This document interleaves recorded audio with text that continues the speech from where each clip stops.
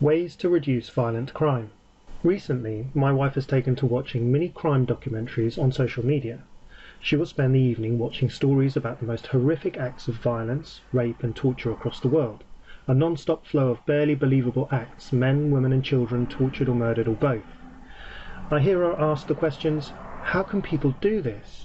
How can we stop this? The answer is simple. Replace fear, anger, hatred and the underlying loss that is felt which motivates all these acts with love. Replacing all these emotions with love would end all of this type of crime. So, how do you go about realizing this love? The components to address are as follows. 1. Coming from a place of loss. 2. Dealing with emotions and feelings, particularly fear, anger and hatred. 3. Managing relationships. This applies to all the perpetrators involved in a situation. Certain elements will vary more than others. This also applies to sociopaths, functional psychopaths, as well as those we may call generally dysfunctional. The focal point. Understand that all peoples are unified through a core direction that is pre-programmed into us from inception. All desire abundant joy, love, and a life that is fulfilled. All choices are targeted towards this outcome. How this is realized in our current society is a mess at every level of society, and the resultant thought processes and actions are not very effective at bringing that result in a consistent way. This may be fully realized through embracing the self-actualizing process I offer, which focuses on thoughts and resultant actions in one's life to systematically bring about this realization. Coming from a place of loss. All crimes or acts of depravity stem from the notion there is not enough. This is to come from a place of loss, where you feel that you have or will lose out in your self-actualization. That is to lose out primarily on your happiness and or love. Our society and cultural ethos does not understand how to use the notion of not enough to elevate itself successfully, and hence it is a weapon of total destruction rather than freedom.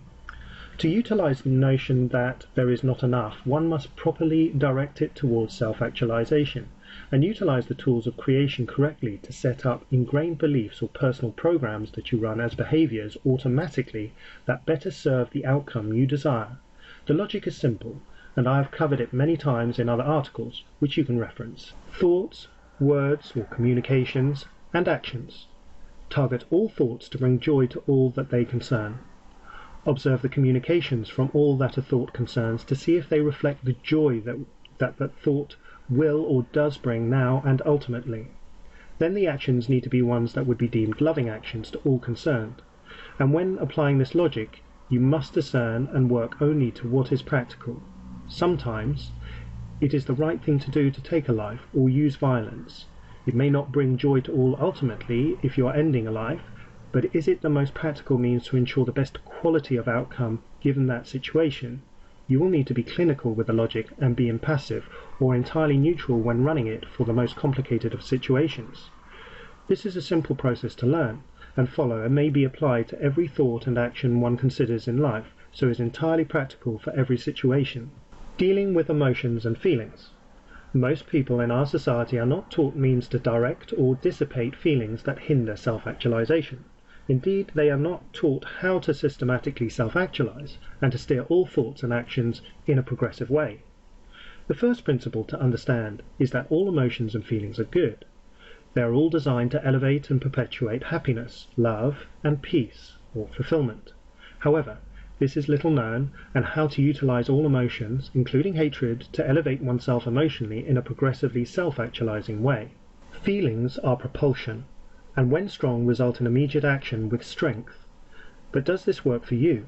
On the subject of murder or torture, if it is not systematically thought out to result in actions that would elevate all in a practical way, then the results are what one could then say would be deemed as being wrong.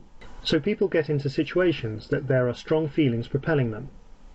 There are a range of techniques that can dispel these feelings in a moment, quickly to come back to neutrality to properly consider the actions. Killing your lover is rarely a positive action and is generally done when fueled by uncontrolled emotions in a moment. Yet the tools to dissipate these emotions in a moment are available and may simply be taught and practiced from childhood if we as a society really wanted to help our children as they go into life. Holding the ends of your thumb and fingers will dispel anger, fear, worry, and anxiety instantaneously, and it improves with practice. See my book, The Tao of Self-Actualization, for more details. Educating people to do this by itself would dramatically reduce all crimes of passion, and it is freely available and can be done by all, even those with no hands, when you fully understand the techniques. Managing relationships. Every type of relationship has particular beliefs or values that surround it. These result in predetermined sets of behaviors that grow and expand with further experiences utilizing them. Bad logic that grows only means more mess. All relationships are to explore further self-actualization, that is to realize more happiness, love, and fulfillment in all its forms.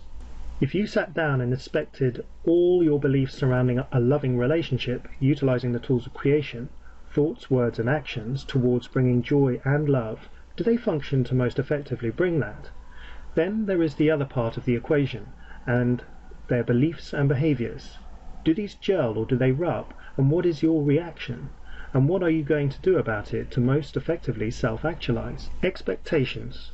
A big issue in our society are holding expectations, not just of yourself, but others in a relationship. The hidden contract that perhaps you are also subject to. Love is freedom. Is your relationship freedom expressed? Marriage, as an example, is mostly expressed in our society as a contract that suppresses and restricts, as opposed to being a full expression of freedom in a relationship that should grow with both parties as you continue to self-actualize. Also, we are not systematically taught to design our beliefs in our society. They tend to be placed on us, whether they are useful or not. The ability to redesign beliefs and get rid of unuseful ones in your self-actualization would be the most useful thing all would benefit from knowing. In fact, I would go so far as saying this is essential. Altering beliefs is simple and quick to do with practice. Emotional freedom technique is a simple means to do this, but woefully underutilized in our society. Holding expectations or requirements in relationships leads more often to disappointment. This is particularly true when another expects certain things that you have no idea about. One can alter the expectation or requirement and convert it into a desire, which means releasing the belief that it has to be done or else. Or if the requirement is not logical, then utilizing the tools of creation towards bringing joy and love most expediently in your self-actualization process, it could potentially then be discarded completely. Remember, a loving relationship should be freeing or liberating. In conclusion, there are a number of ways to massively reduce violent crime that would be simple to implement and would enable individuals should awareness be highlighted of it.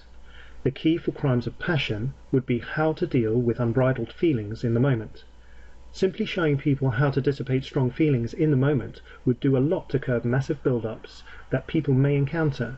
This may be done quickly and easily by grasping your thumb and fingertips to dissipate fear or anger.